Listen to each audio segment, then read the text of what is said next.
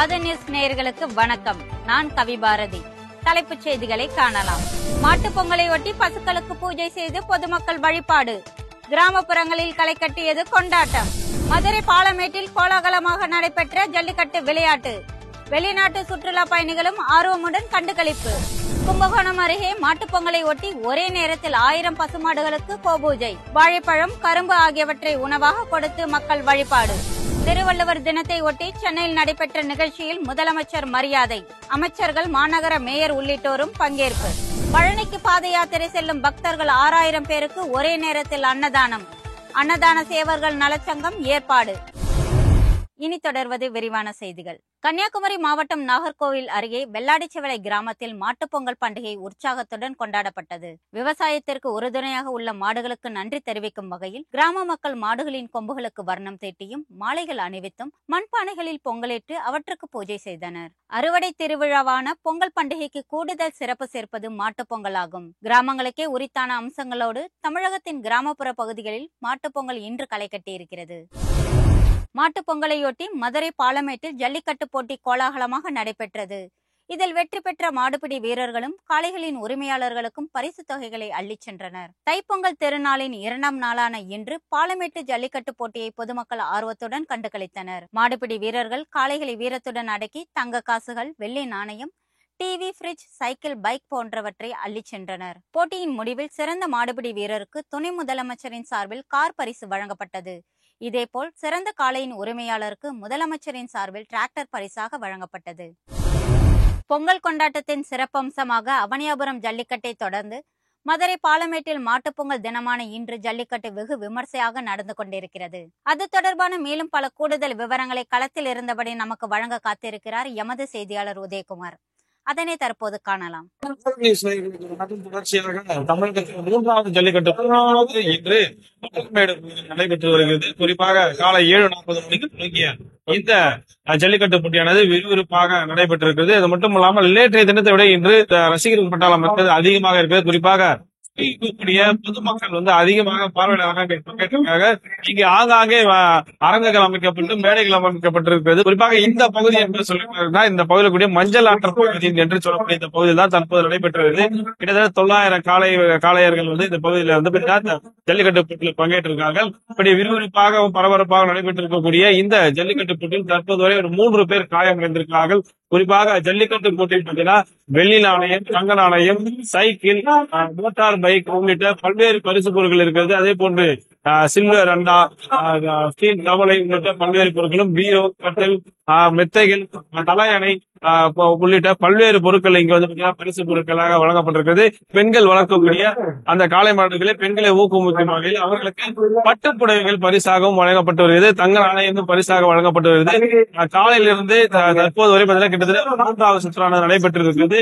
விறுவிறுப்பாக நடைபெற்றிருக்கிறது. மாடுகளும் பார்த்தீங்கன்னா சிறந்த மாடுகள், எந்த மாடு வெற்றி பெறப் போகிறது என்பதும் எதிர்பார்ப்பாக இருக்கிறது. அதே போன்று முதல் பரிசு பெறும் வீரர்களுக்கு கார் பரிசாக வழங்க இருக்கிறது. அதே போன்று சிறந்த மாடுகளுக்கு டிராக்டர் பரிசாக வழங்கப்படுகிறது. அதே போன்று 2 நபர்களுக்கு 2ஆம் பரிசு போன்று 2 சக்கர வாகனம் வழங்க இருக்கிறது. அனைத்து ஏற்பாடுகள் மிக சிறப்பாக இந்த பகுதியில் நடைபெற்றிருக்கிறது. பாலமேடு ஜல்லிக்கட்டு போட்டியை காண சென்னை, கோவை போன்ற வெளியூர்களில் இருந்து மட்டுமின்றி கேரளா போன்ற அண்டை மாநிலங்களிலிருந்தும் ஏராளமானோர் வருகை தந்தனர். இந்த போட்டிகளை நேரில் கண்டுகளிப்பது உற்சாகம் அளிக்கிறது, புதிய அனுபவமாக இருந்தது என்றும் இந்த பாரம்பரிய விளையாட்டை பாதுகாக்கப்பட வேண்டும் என்றும் அவர்கள் கூறினார்கள். இது தொடர்பான காட்சிகளை இப்பொழுது காணலாம். ரஷ் இருக்கு, நல்லா இருக்கு, பாக்க நல்லா இருக்கு. ஃபர்ஸ்ட் டைம் இவ்வளவு பக்கத்துல இருந்து இப்பதான் பாக்குறேன். கேரளால போட்டி இல்லையே, மதுரையில தான் இருக்குல்ல. சூப்பரா இருக்கு. ஏன்னா ஃபர்ஸ்ட் டைம் தான் வரும். நான் மதுரையில தான் இருந்துச்சு ஒரு 4-5 வருஷமா, ஆனா வரல. இப்பதான் ஃபர்ஸ்ட் டைம் வரும். சூப்பரா இருக்கு. மாடு துள்ளி குத்தி வரும்போது எப்படி இருக்கு? பார்க்கும்போது ரொம்ப எக்ஸைட்மெண்டா இருக்கு, நல்லா இருக்கு. ஏன்னா சென்னையில நம்ம இதுக்கு பார்த்தது இல்ல. ஏற்பாடுகள்லாம் எப்படி இருக்கு? உங்களுக்கு ஏற்பாடுகள்லாம் எப்படி இருக்கு? இப்ப பார்வையாளர்களா உட்காந்துட்டு இருக்கீங்க. எல்லாமே நல்லா இருக்கு. எங்களுக்கு ரொம்ப வசதியாகவும் இருக்கு. நாங்களும் நல்லா ஃப்ரீயாவும் பாத்துட்டு இருக்கோம். கொஞ்சம் நல்லா ஜாலியா இருக்கு. வீரர்கள்லாம் மாடு முட்டி மோதும் போது எப்படி இருக்கு? ஃபீல் எப்படி இருக்கு? இந்த ஃபீல் மாடு முட்டும் போது எல்லாருக்கும் கஷ்டமா தான் இருக்கும். பட் அது எக்ஸலென்ட்டா கொஞ்சம் என்ஜாய் பண்ணி பாக்குறதுனால மாடு விளையாடுறது, மாடுபிடி வீரரும் அதுக்கு ஏத்த மாதிரி அவங்க கம்பெனி கொடுத்து மாடை பிடிக்கிறது, இது எல்லாமே எங்களுக்கு ரொம்ப பாக்குறதுக்கு ரொம்ப ஹாப்பியா இருக்கும். திருவள்ளுவர் தினத்தை முன்னிட்டு சென்னை மெரினா கடற்கரையில் உள்ள அவரது சிலைக்கு முதலமைச்சர் மு க ஸ்டாலின் மரியாதை செலுத்தினார். துணை முதலமைச்சர் உதயநிதி ஸ்டாலின், அமைச்சர்கள் மற்றும் சென்னை மேயர் பிரியா ஆகியோர் திருவள்ளுவர் திருவுருவ படத்திற்கு மலர் தூவி மரியாதை செலுத்தினர். இது தொடர்பாக முதலமைச்சர் வெளியிட்டுள்ள எக்ஸ் தள பதிவில், உலகத்தார் அனைவருக்கும் பொதுநெறி வழங்கிய தமிழ் பேரறிவின் அடையாளமான ஐயன் திருவள்ளுவரை போற்றுவோம் என குறிப்பிட்டுள்ளார். குரல் வழி நடப்போம், சமத்துவ சமுதாயம் பேணுவோம் என்றும் முதல்வர் தனது பதிவில் குறிப்பிட்டுள்ளார். திருவள்ளுவர் தினத்தை ஒட்டி தமிழக அரசு விருதுகளை முதலமைச்சர் மு க ஸ்டாலின் வழங்கினார். கவிஞர் கபிலனுக்கு மகாகவி பாரதியார் விருது வழங்கப்பட்டது.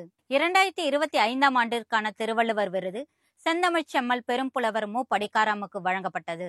2024ஆம் ஆண்டிற்கான தந்தை பெரியார் விருது விடுதலை ராஜேந்திரனுக்கும், பேரறிஞர் அண்ணா விருது தஞ்சை மாவட்டம் ஒரத்தநாட்டை சேர்ந்த எல் கணேசனுக்கும் வழங்கப்பட்டது.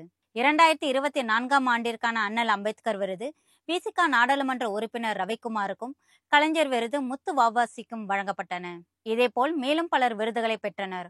ஒவ்வொருவருக்கும் 5 லட்சம் ரூபாய் ரொக்கமும் 1 சவரன் தங்கப்பதக்கமும் வழங்கப்பட்டன. திருச்சி அருகே பெரிய சூரியூரில் இன்று மிகப்பெரிய அளவில் ஜல்லிக்கட்டு நடைபெற்றது. இதில் 800 காளைகள் மற்றும் 500 மாடுபிடி வீரர்கள் கலந்து கொண்டனர். போட்டியின் பாதுகாப்பிற்காக 400க்கும் மேற்பட்ட போலீசார் பாதுகாப்பு பணியில் ஈடுபடுத்தப்பட்டனர். பெரிய சூரியூரில் ஸ்ரீ நற்கடல்குடி கருப்பனார்சாமி கோவிலில் திருவிழாவை ஒட்டி இந்த ஜல்லிக்கட்டு நடத்தப்பட்டது. காலை 8 மணி முதல் உறுதிமொழியுடன் தொடங்கிய போட்டியில் கோவில் மாடு முதலில் அவிழ்த்து விடப்பட்டது. இதனைத் தொடர்ந்து திருச்சி, தஞ்சை, புதுக்கோட்டை, பெரம்பூர், அரியலூர் உள்ளிட்ட பல்வேறு மாவட்டங்களில் இருந்து காளைகள் கொண்டுவரப்பட்டு களமிறக்கப்பட்டன. வீரர்களுக்கும் காளைகளின் உரிமையாளர்களுக்கும் வெற்றிக்கான பரிசுகள் வழங்கப்பட்டன. அதிக காளைகளை அடக்கிய வீரருக்கு முதல் பரிசாக 2 சக்கர வாகனம் மற்றும் 2ஆம் பரிசாக LED டிவி வழங்கப்பட்டது. கும்பகோணம் அருகே மாட்டுப்பொங்கலையொட்டி ஒரே நேரத்தில் 1000 பசுமாடுகளுக்கு கோபூஜை நடத்தப்பட்டது. கும்பகோணம் அருகே கோவிந்தபுரம் என்ற பகுதியில் உள்ள ஒரு ஆசிரமத்தில் இந்த நிகழ்ச்சி நடைபெற்றது. இதில் ஏராளமான தம்பதியினர் பங்கேற்று பசுமாடுகளுக்கு பூஜை செய்து வழிபட்டனர். பசுகளுக்கு மஞ்சள் குங்குமம் பூசி வேத மந்திரங்கள் ஒலிக்க தீபாராதனை செய்யப்பட்டது. மேலும் இந்த பூஜையின் பொழுது மாடுகளுக்கு வாழைப்பழம் மற்றும் செங்கரும்பு போன்றவை உணவாக வழங்கப்பட்டன. ஈரோடு கிழக்கு சட்டமன்ற தொகுதிக்கான இடைத்தேர்தலில் திமுக வேட்பாளர் VC சந்திரகுமாரை ஆதரித்து அக்கட்சியினர் பிரச்சாரத்தை தொடங்கியுள்ளனர். ஈரோடு பெரியார் நகரில் அமைந்திருக்கும் அமைச்சர் முத்துசாமியின் இல்லத்திலிருந்து திமுகவினர் பிரச்சாரத்தை தொடங்கினார்கள். அமைச்சர் முத்துசாமி, திமுக நாடாளுமன்ற உறுப்பினர் KE பிரகாஷ், மாநிலங்களவை உறுப்பினர் அந்தியூர் செல்வராஜ் ஆகியோர் தலைமையில் திமுக நிர்வாகிகள் தங்கள் சின்னத்துடன் வீதி வீதியாக சென்று வாக்கு சேகரித்தனர். அங்குள்ள வீடுகளில் ஆரத்தி எடுத்து பெண்கள் அவர்களை வரவேற்றனர். தேர்தல் நடத்தை நெறிமுறைகளுக்கு உட்பட்டு பிரச்சாரத்தில் ஈடுபட்டதாக அமைச்சர் தெரிவித்தார். திருச்செந்தூரில் அமைந்திருக்கும் புகழ்பெற்ற சுப்பிரமணியன் சுவாமி கோவிலை ஒட்டிய கடற்கரை பகுதியில் சுமார் 8 அடி தொலைவிற்கு கடல் உள்வாங்கியதால் பக்தர்கள் மத்தியில் அச்சம் நிலவியது. புனித நீராடலுக்கு புகழ்பெற்ற இந்த கோவில் கடற்கரை பகுதியில் சுமார் 50 அடி அளவிற்கு கடல் அரிப்பு ஏற்பட்டது. இதனால் கோவில் நிர்வாகம் பக்தர்களின் பாதுகாப்பிற்காக தடுப்பு வேலிகளை அமைத்து கடலில் பக்தர்கள் குளிக்க தடை விதித்தது. திண்டுக்கல் மாவட்டம் பழனியை அடுத்த வாகரையில் பசுமை மாரத்தான் போட்டி நடைபெற்றது. இதனை அமைச்சர் சக்கரபாணி கொடியசைத்து தொடங்கி வைத்தார்.